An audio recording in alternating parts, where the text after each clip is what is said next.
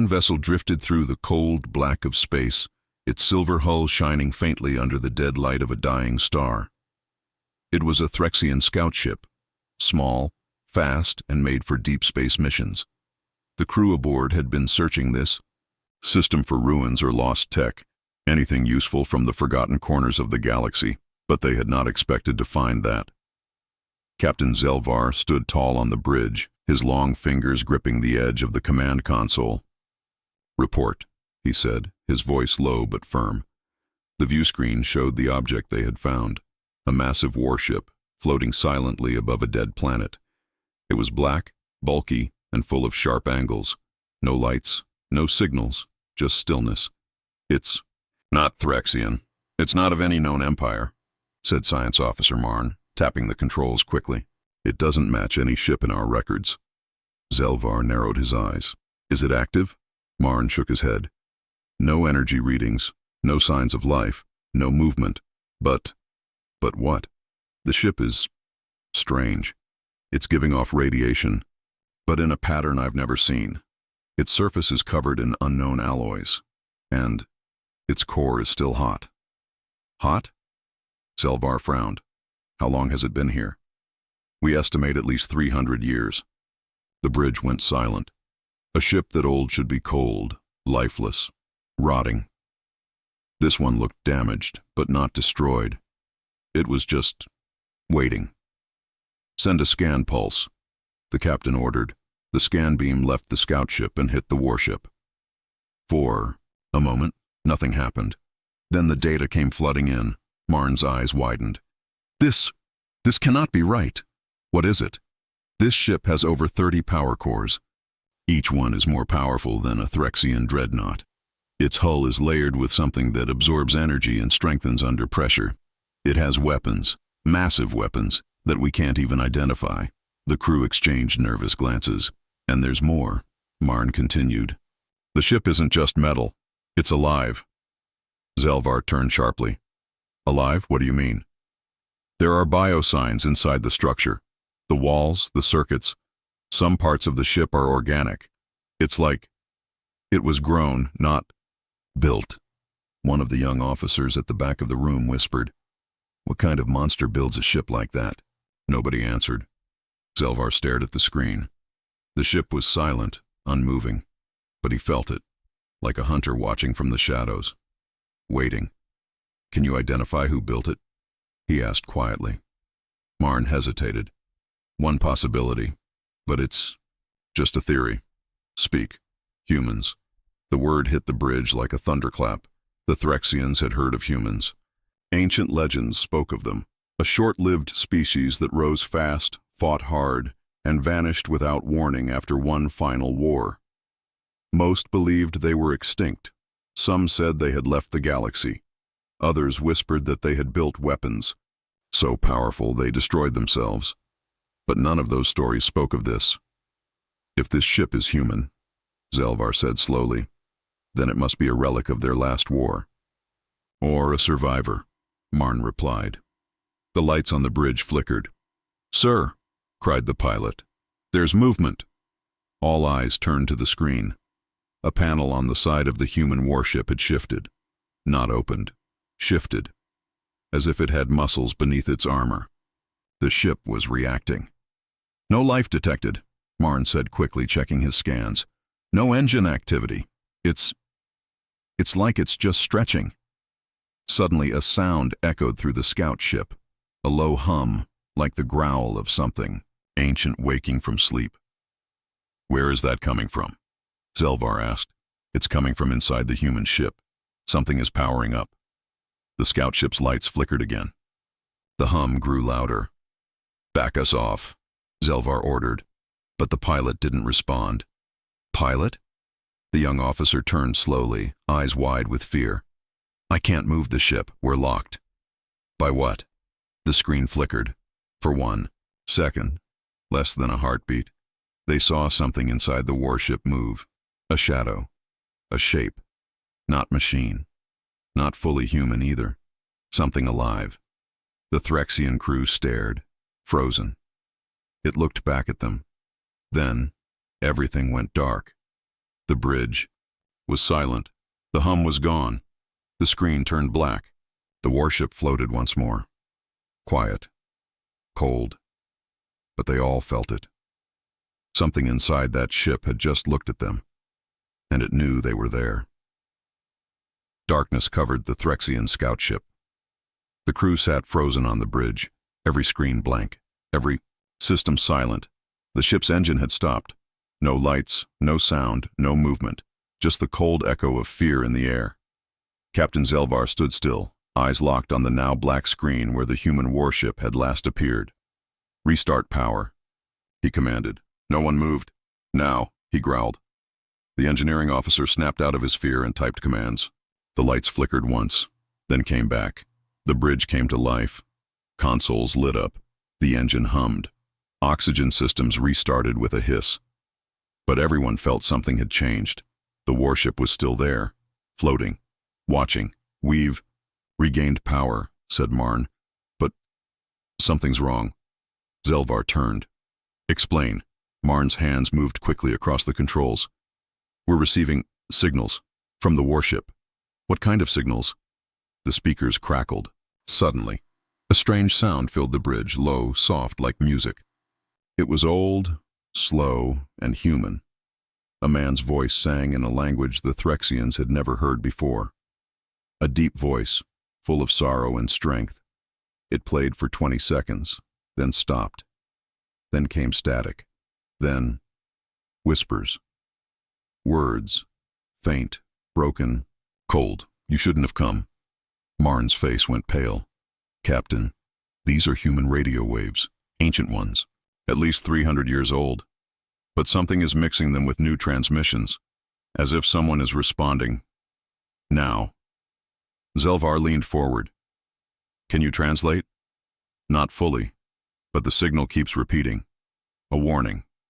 I think it's saying, 'This is a grave. Leave.'" The crew fell silent again. The warship hadn't just scared them. It had spoken. "Is it a trap?" asked one of the soldiers. Zelvar nodded slowly. "Everything in this galaxy is a trap, but this one feels older, deeper, like it's been waiting for someone to wake it up."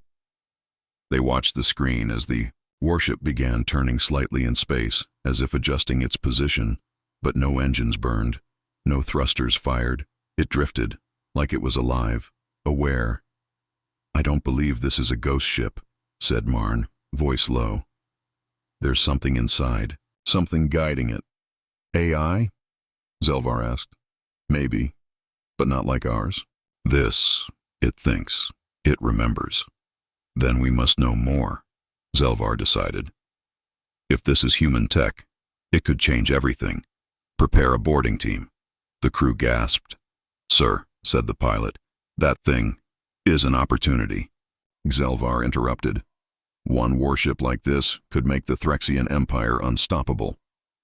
Marn didn't speak, but his eyes stayed on the screen. He didn't see a prize. He saw a tomb.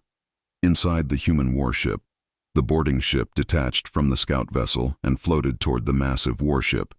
Its surface was black, scarred by battles, but still strong. The Threxians had to cut through layers of armor just to find a way in. As they entered, lights flickered in the hallway ahead.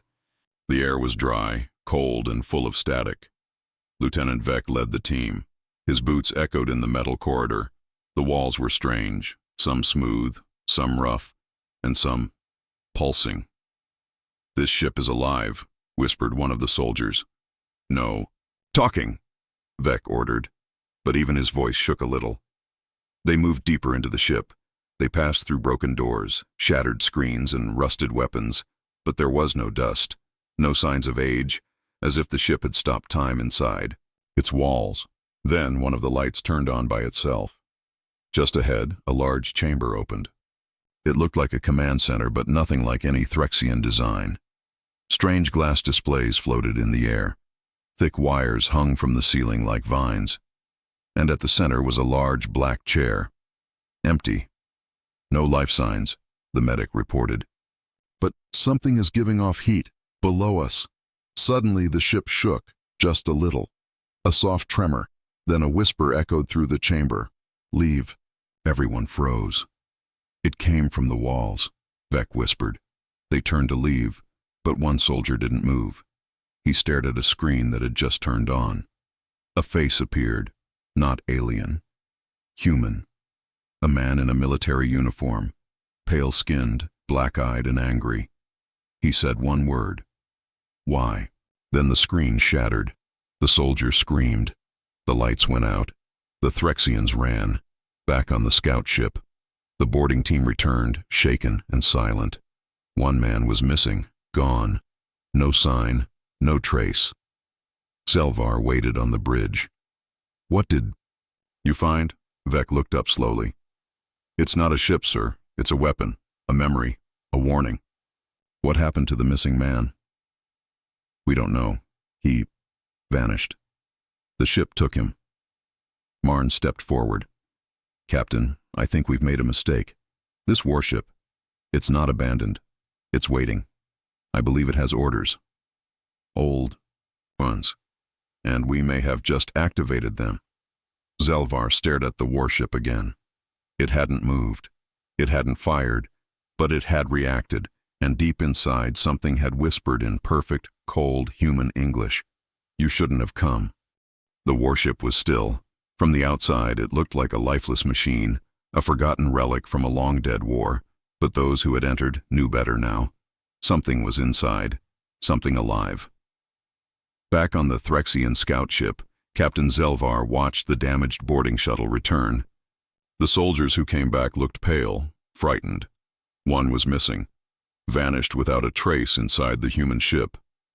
Zelvar walked up to Lieutenant Vec. Tell me exactly what happened, he demanded. Vec spoke slowly. We entered the control chamber. It looked dead. But then the lights came on. We heard whispers. And then the walls moved. One of my men, Karlik, he was near the back. I looked away for just a moment. When I turned around, he was gone. Gone? Zelvar frowned. Taken? I don't know, sir. It was like the ship swallowed him.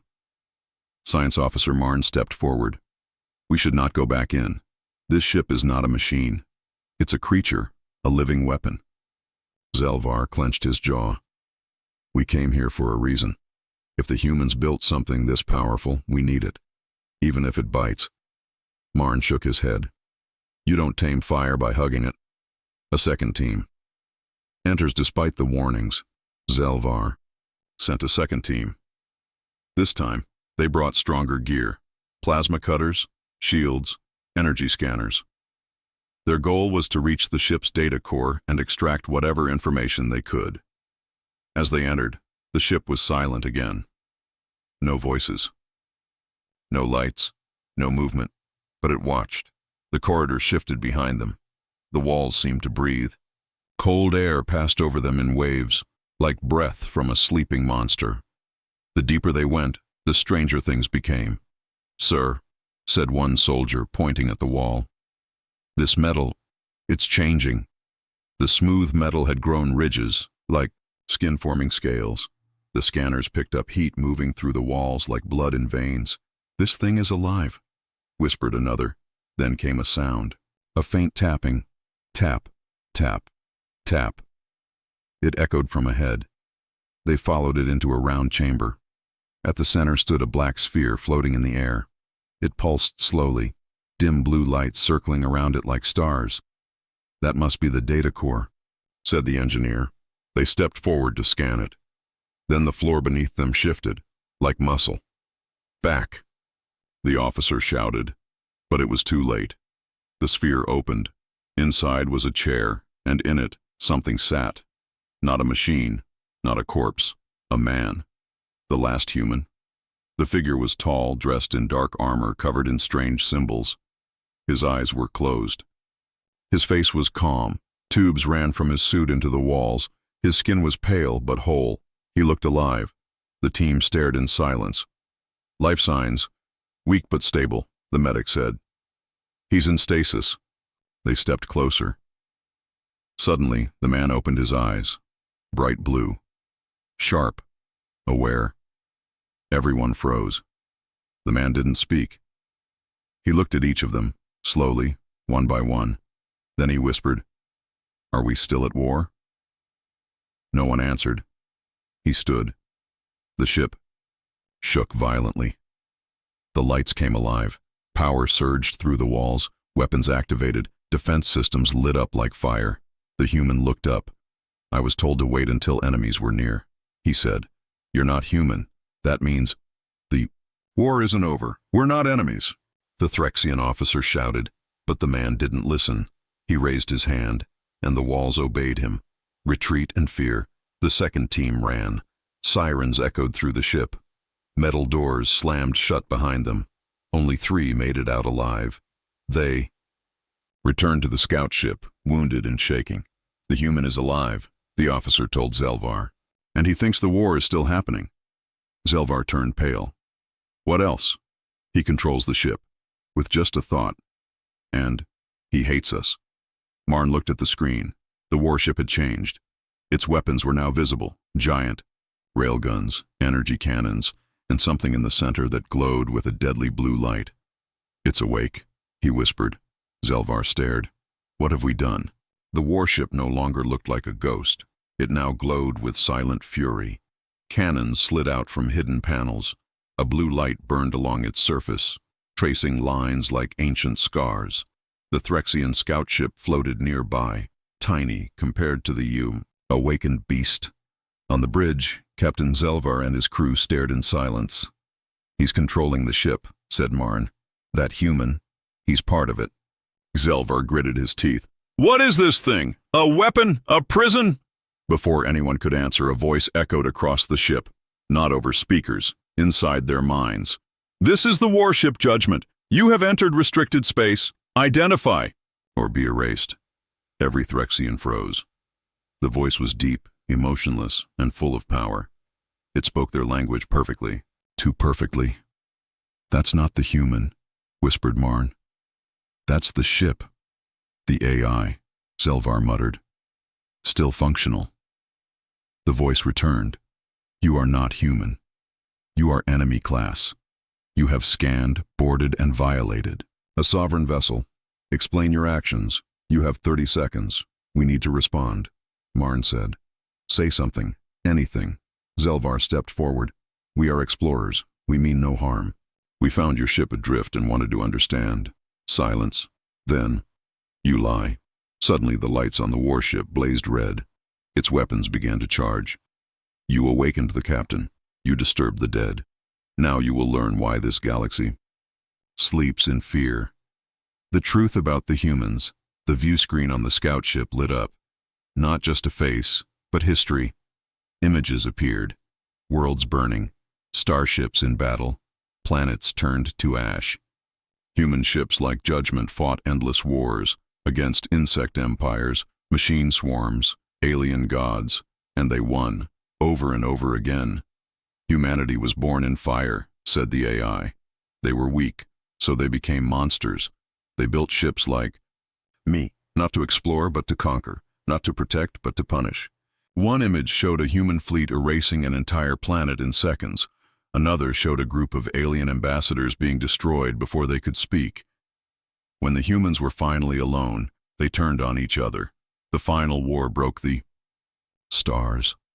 But we were built to survive it. We were told to sleep until the enemy returned. "And now we're the enemy," said Marn, voice shaking. "Correct. Countdown to death." The AI's voice grew colder.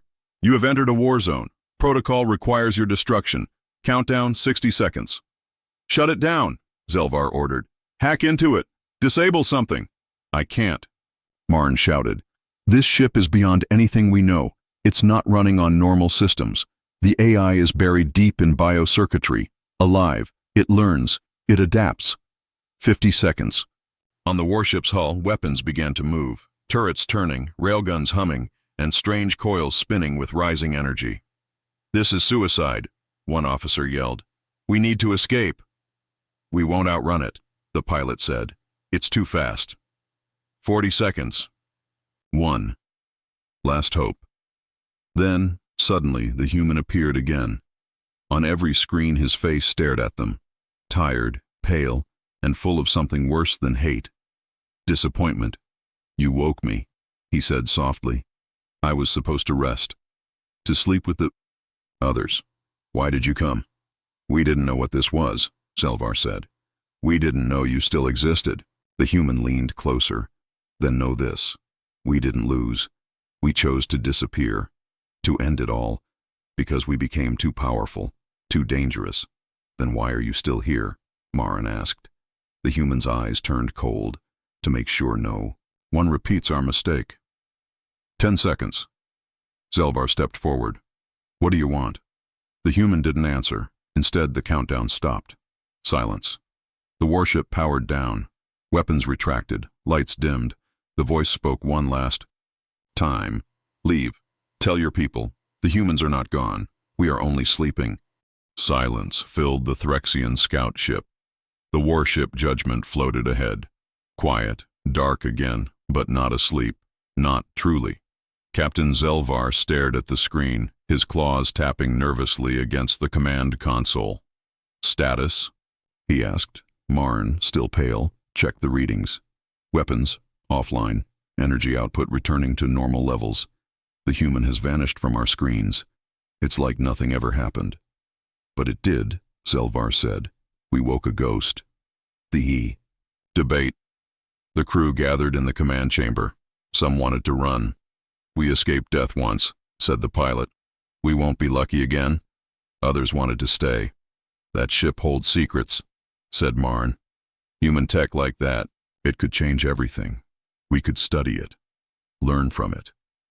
And risk waking the human again? One of the soldiers asked. Risk waking more? That sentence hung in the air. More. Was Judgment the only one, or just the first? Zelvar said nothing for a long moment. Then, we send a probe. Quiet. Small. Let it scan and return. No boarding. No interference. And if the ship sees it as a threat, Marin asked, then we'll know exactly how serious this is. The probe, the drone was no larger than a crate, silent, fast, and covered in stealth tech. It slipped away from the scout ship and drifted toward Judgment. As it approached, the warship didn't react. No lights, no weapons, nothing. The probe landed on the hull and began scanning. Data streamed back. Strange metals, unknown alloys, energy levels beyond anything Threxian science could understand. Then, it found something new. A signal, weak, buried deep in the core. A different voice. Not the AI, not the captain. This one was older female. It said only one thing on repeat. Unit 7 of 14, status dormant, awaiting activation. The crew went cold. There are more, Marin whispered. 14 ships like this? Zelvar asked, eyes wide. Maybe more, Marin said. We've only found one. Warning from within. Suddenly, the probe's signal cut off. Then the warship lit up, just for a moment. One bright pulse, then darkness again. On the bridge, the screens flashed. One message blinked across every system. Do not return. Next time we won't ask you to leave. What comes next? Back in the command room, the crew sat in silence. We can't let the Empire find out, Marin said. They'll send a fleet. They'll try to take it by force. Zelvar nodded. And that would wake all of them. He looked at his crew. We leave. Now. We wipe our records. We never speak of this again. No one argued. They had touched something ancient, something deadly, and they knew now. The humans were not a lost race. They were a sleeping weapon, and someone had just knocked on their door. The Threxian scout ship raced through deep space, far from the dead planet and the sleeping warship. Captain Zelvar had given strict orders. Erase all data. Delete every scan. Wipe every log. No one must know what we found. Marin sat at his terminal, shaking hands, deleting hours of recordings, images of the human captain, the AI's voice, the probe's final message. He knew it was the right thing to do, but he also knew something had gone wrong. Very wrong. The missing file. We've wiped everything, said the technician. Good, Zelvar nodded. But then Marin spoke up. Not everything, he said quietly. There's a signal, bouncing back at us, encrypted. It didn't come from us. What? Zelvar turned sharply. Where did it come from? Marn's fingers flew across the controls. It was transmitted, while we were escaping. The system, right after the probe died. To who? I don't know. It's a ghost transmission. Someone was listening. The crew went silent. You mean someone else knows? Yes, Marn said. And now they're watching us too. Shadows in the dark far behind the scout ship, in the same dead system, another vessel moved. Silent, invisible. It had no name. It had no crew, but it had a purpose. To observe. As the Threxians left, this watcher ship activated a silent beacon. A single message was sent deep into unknown space. Unit 7 has awakened. Biological control confirmed. Protocol 9 is in motion. The Empire finds a clue back in Threxian space. Weeks later, a strange ship arrived in orbit over the scout fleets. Homeworld. It was not Threxian built. Its hull was smooth, black, and full of strange signals. The markings were unreadable. No engine trails, no life signs, and yet it hovered, watching, listening. Inside the Threxian Senate chamber, High Lord Ricard met with his spies. You're saying the scout ship encountered something, but all records were wiped? Yes, my lord, said the spy. But data fragments were recovered from a maintenance drone. Just fragments, but enough. He placed a small screen on the table. It showed one thing, a frozen image of the human. The same pale man in black armor, eyes open, alive. The question of fearback aboard the scout ship, now hiding on the far edge of the galaxy, Zelvar stood at the viewing window. Marn walked beside him. We did the right thing, Marn said. Did we? Zelvar replied. Marn paused. You saw what that ship was, what that man was. If the rest wake up. They won't, Zelvar said, because no one's stupid enough to disturb them again. But deep inside he wasn't sure, because the signal had gone out, and someone, something, had answered. In a distant part of the galaxy, far from any official star charts, a black fleet dropped out of warp. They didn't fly under any flag. They didn't answer hails. They were privateers, a secret force hired by the Threxian Empire's Shadow Division. Their mission was simple: take the warship, at any cost. A dangerous plan on. The bridge of the command vessel, Fang of Silence, Commander Droll stood tall and cold. He wasn't a Threxian like the others. He was from a warrior species called the Grax, hired muscle with a sharp mind and no fear. This is the target, he told his team, pointing to a hologram of the human ship Judgment. An old human warship, sleeping, full of secrets, full of power. What's guarding it? Asked a gunner. Nothing, Droll smiled. The scouts ran. The system is empty. This is a perfect chance. Someone asked the question everyone was thinking. What if it wakes up again? Droll grinned. Then we put it back to sleep, boarding the beast. The privateer fleet moved in.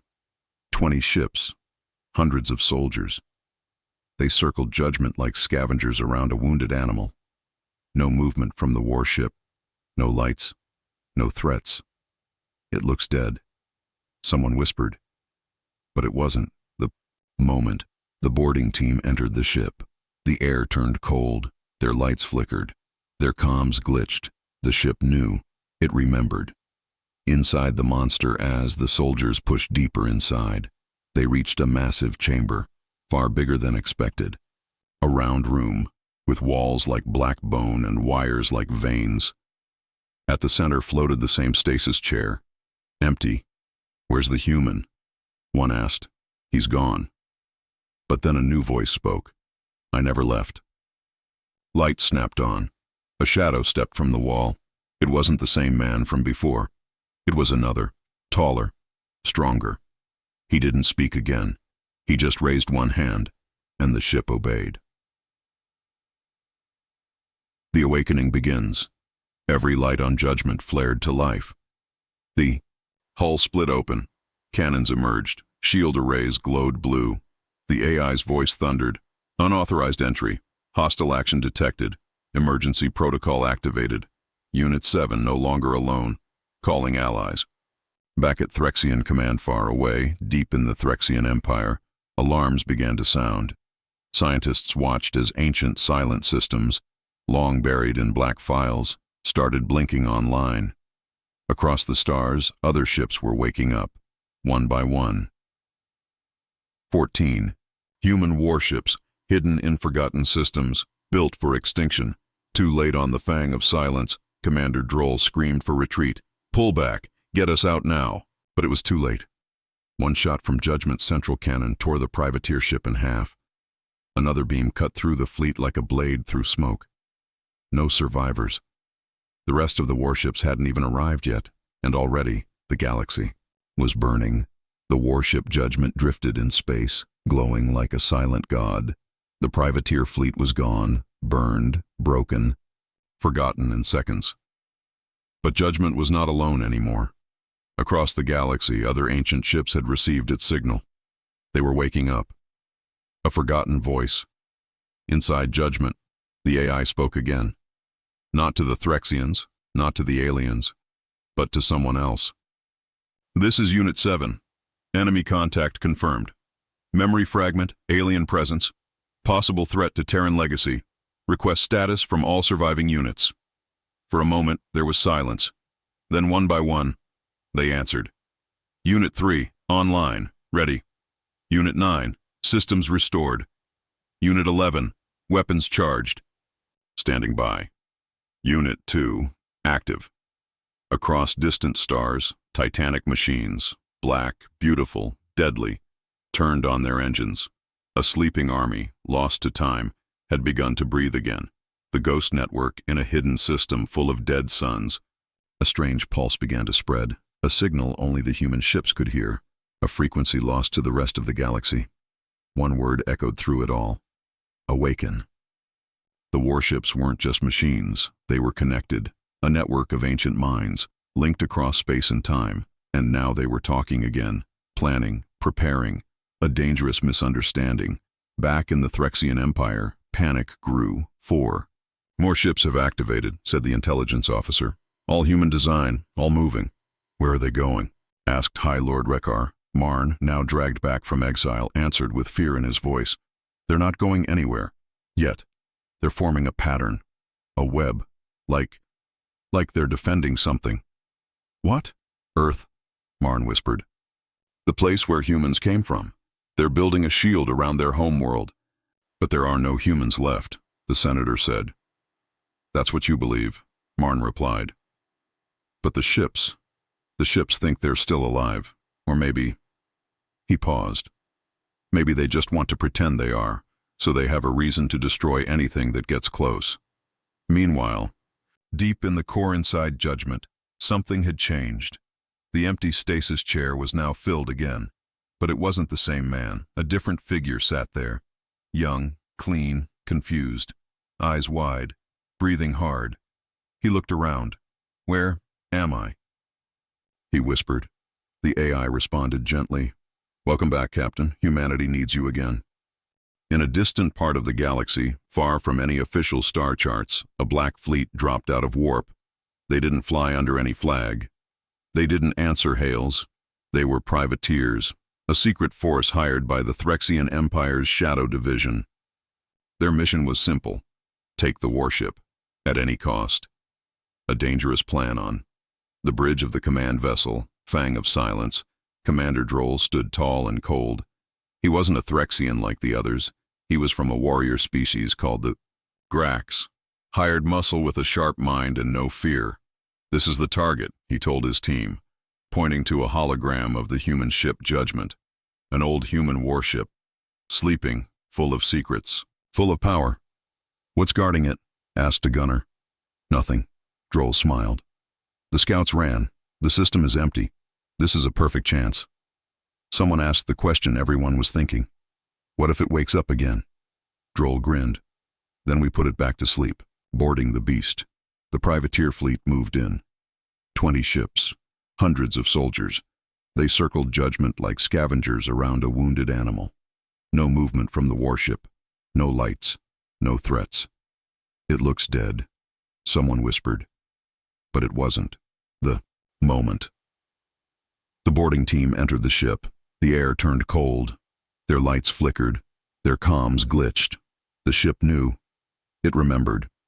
Inside the monster, as the soldiers pushed deeper inside, they reached a massive chamber, far bigger than expected.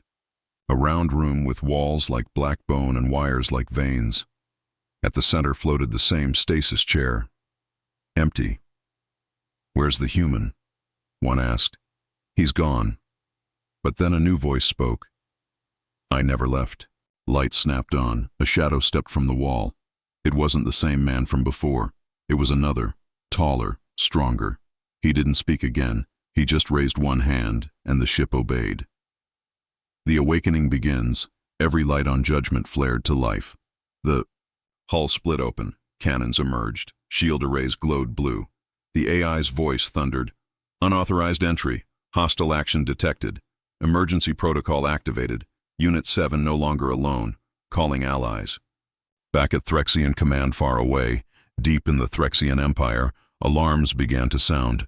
Scientists watched as ancient, silent systems, long buried in black files, started blinking online.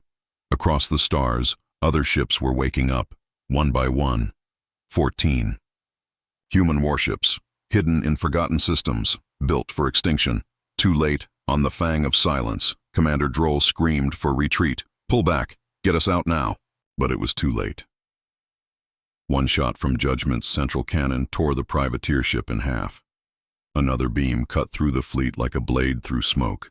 No survivors. The rest of the warships hadn't even arrived yet, and already the galaxy was burning.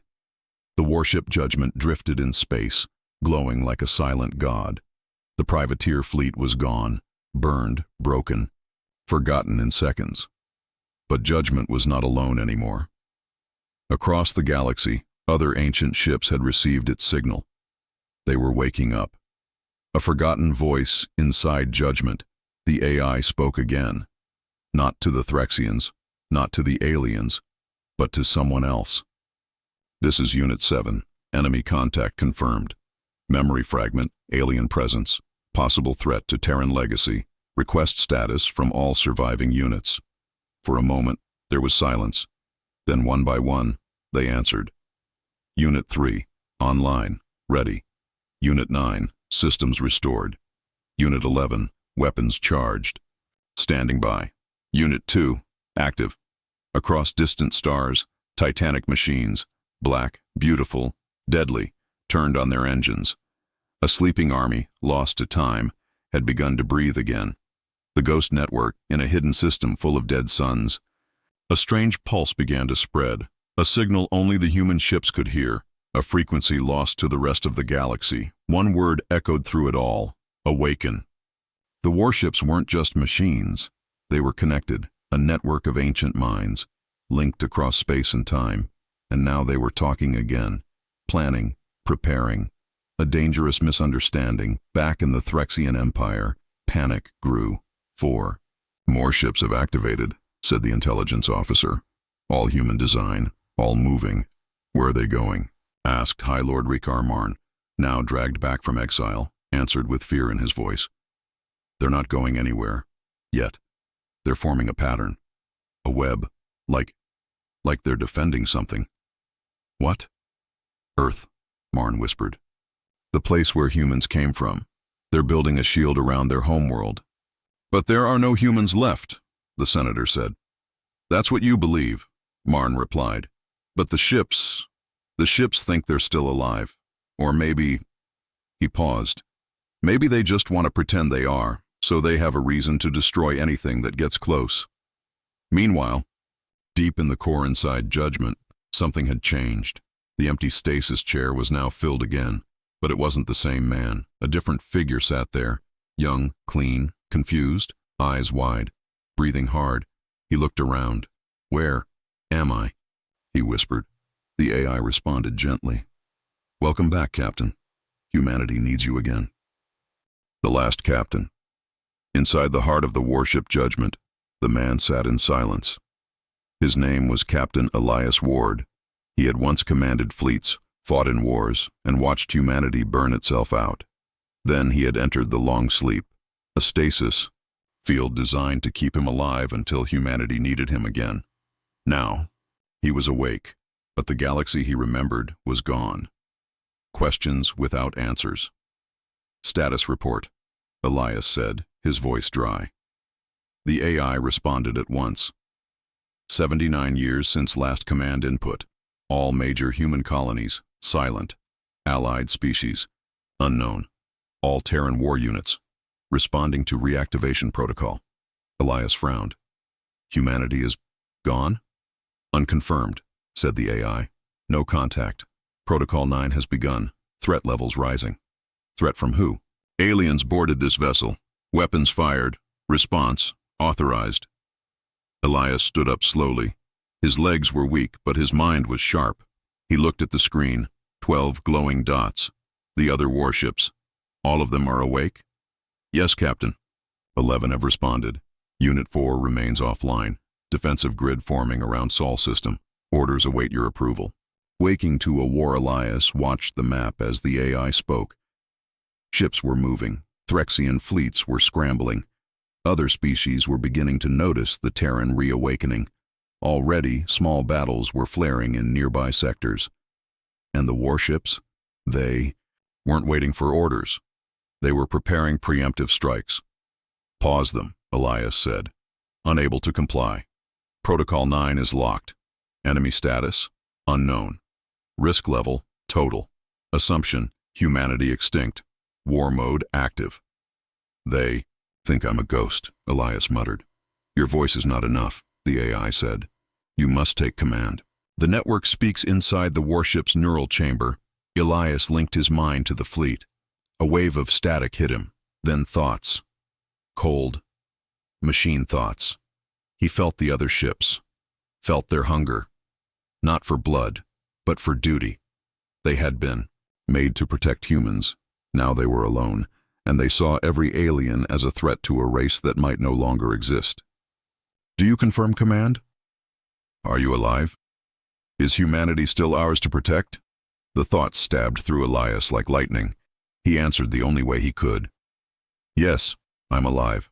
Stand down. I need time. The network paused. The silence was heavy. Then came the answer. Temporary command restored. Countdown halted, awaiting direction. But not everyone stops. While Elias held back the warships, other forces moved. A Threxian dreadnought entered a forbidden zone. It crossed the line. The AI of Unit 9 did not wait. It opened fire, and in one strike, the dreadnought and 5 escort ships vanished. The galaxy screamed in fear, and Judgment's AI whispered to Elias, "They don't trust you. The others will act. If you don't lead them, they'll lead themselves." A terrible decision. Elias stood in the dark, heart pounding. He was the last man of a fallen species.